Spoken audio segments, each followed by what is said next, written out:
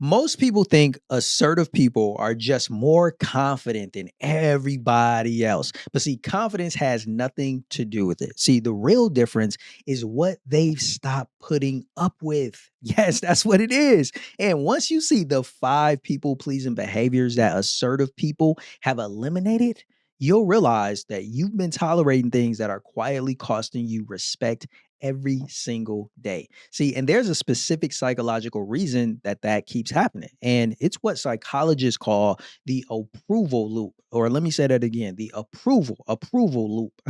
It is a little bit of tongue twister for me, but y'all get it, the approval loop. See, every time you soften your message or you find yourself over explaining a decision or you tend to just stay quiet when you should be speaking up, your brain, it's getting a small reward, right? That discomfort is going to disappear. The tension is going to be, broken, and your nervous system is actually going to log that behavior as safe, which means it wants more of that. See, but this is the problem.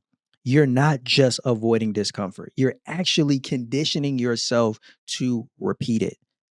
See, assertive people, they've broken that loop. They don't they don't fall victim to the approval loop. And here's how. Here's how they've broken it. The first thing that they've done is they stop doing this one thing that so many of us do, which is apologizing for having an opinion. See, if you've ever started a sentence in your life with sorry, but, or I might be wrong, but you're not being polite, not at all. What you're doing is you're signaling to whoever it is that you're talking to, whoever is listening to you in that moment, that your perspective doesn't even deserve full weight. And people are going to respond accordingly. That means that in some cases they will interrupt you more. They're going to push back against you a lot harder. Or in some cases, they just stop treating your input as if it's something to be valued or that's needed to be considered at all. And I know you don't want that to happen. See, owning your opinion without any disclaimers, it doesn't make you an arrogant person. What it does is it makes you somebody that is worth listening to because you're standing 10 toes down for what you believe. So when you apologize, that apology, it's never going to protect the relationship that you're developing or building in the moment with that person. What it's doing is it's protecting you. It's protecting you from feeling that discomfort of somebody what? Disagreeing with you. You don't like that feeling. Most of us don't like that feeling. And that's really what your brain is trying to protect you from. So let's dive into the second thing that assertive people they never ever tolerate is over explaining their position. See, no is a complete sentence. When you learn that, your life will change. I guarantee it. But the moment you start to over explain your position, you begin to essentially like open up like oh you open up lines for a negotiation, right? Like you didn't want to turn this into a negotiation, but now it's a negotiation because you didn't just stand firm, right? You're over explaining. See, that's what people pleasers do. Like they over explain because they're trying to manage how the other person is going to feel. How's that other person going to feel because of what I said? I don't want them to feel bad. But what it actually is communicating is that your answer it's up for debate. Like it's not real. It's not locked in. But assertive people, they know that a calm, a clear answer, it don't need no defense. Not even your no. Not even your no. Remember that part.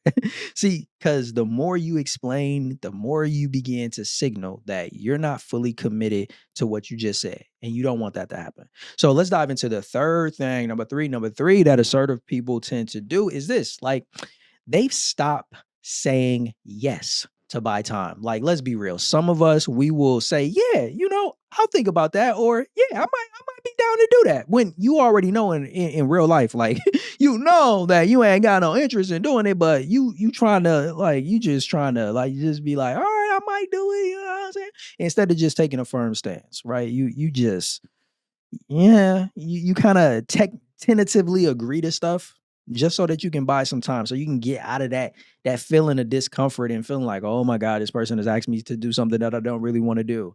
This one right here, it costs so many of us, but it does it in a quiet way because you agree in the moment. And when you do that, like I mentioned before, like that discomfort, it's gonna end, right? Like then the conversation is gonna end, everybody gonna move on, and you would think everything is gonna be good. But no, because now you've actually created a gap between what you say and then what you actually mean. And that gap begins to build some resentment, right? When you keep telling people, yeah, I'm gonna show up, or yeah, I'm gonna be there, man. I'm gonna check you out, or I'm gonna do that. And then ultimately you don't do it because you never had any intention on doing it in the first place.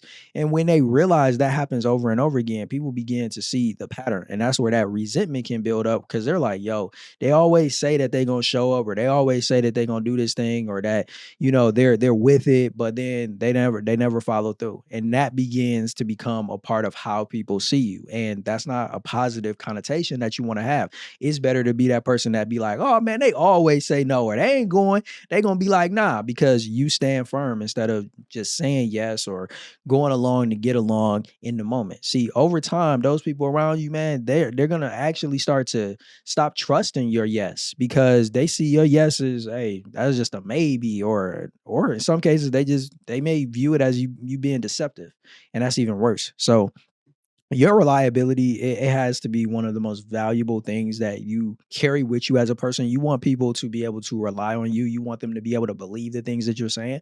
But every false agreement that you make by saying yay or yes, I'll do it, but then you won't and you don't do it, or you don't show up, that's going to start to chip away at, how reliable and how trustworthy people believe you to be. So that's number 3. Let's get into the fourth one. The fourth thing that assertive people never, ever, ever tolerate is collapsing under social pressure. That's a huge one. That's a huge one.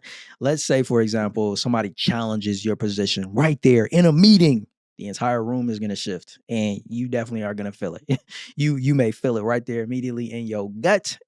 Some people may start sweating. Some people get a little bit hot. Like, it may hit you in different ways, but you're going to feel that tension when somebody is trying to challenge you on the spot in front of other people, right? So instead of holding your ground, in most cases, you start to backpedal, or what? We start to like soften our position a little bit, or in some cases, you may go quiet, or you just let somebody else absorb that moment. They overpower you, they overshadow you instead of you standing 10 toes down on what you believe, right? But there's a danger to that because when that collapse happens in real time, in public, right? Other people in the room, they're gonna register that. They're gonna see that. They're gonna see that. That's how you show up when that pressure begins to lean on you. And not because they're judging you. It's just human nature that we just wired to just read the room. We're wired to read the status signals that are being sent out. And in that moment, if you made a point, somebody else comes back at it, and you cower under that pressure, people be like, ooh, like they don't stay on strong on their word. You don't want that to happen. So when you fold under that pressure, you essentially are sending out a signal to people that your position, it's not firm, it's negotiable all the way from the start. And that's where you'll get people challenging you more and more, even if you got the best ideas, even if you're what you're suggesting is right. People that are wrong and that have crappy ideas will win out over you because they will overpower you. They will pressure you in the moment, and they know that you will fall to that pressure. See, assertive people, they don't fall into that trap. They stand their ground no matter what. They don't fold under the pressure, and they don't have to pretend to even remain confident in those positions. They're confident. I'm not saying that assertive people, they may not feel something internally that brings about unease.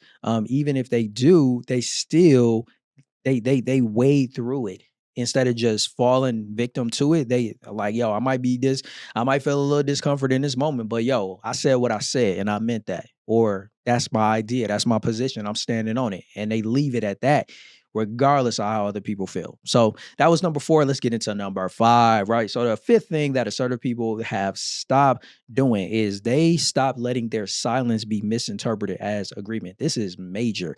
Let's say, for example, a wrong decision is about to be made, or maybe something unfair has happened or was said, and you were in the room when that occurred, and you just let that moment pass without speaking up. And then afterwards, you hesitate to even bring it back up. And you do that because you feel uncomfortable doing it. You feel uncomfortable to speak up or to address it in the moment. You feel uncomfortable about how will this person feel if I bring that up and try to talk to them about it later.